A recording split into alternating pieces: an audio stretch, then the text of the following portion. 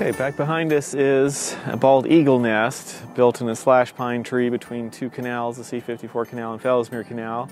This particular pair of eagles had a nest about a mile to the east of here, and in December 2018 a pair of great horned owls moved them off of their nest and they built this alternative nest, which they've actually been using for the last 3 seasons now.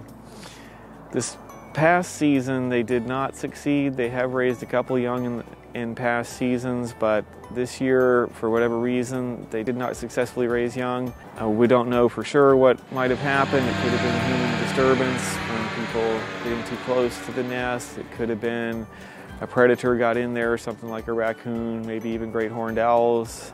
It could have been that they simply ran out of food. The food supply that they were depending on, the fish or whatever they were feeding on, primarily fish in this area, may have dried up, and therefore they didn't have enough food to feed the young, and the young simply starved to death.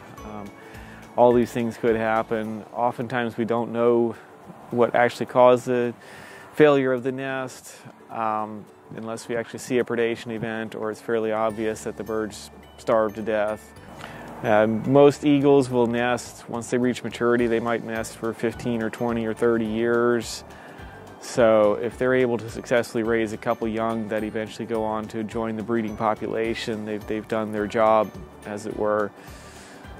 Most young, in fact, don't make it through to maturity.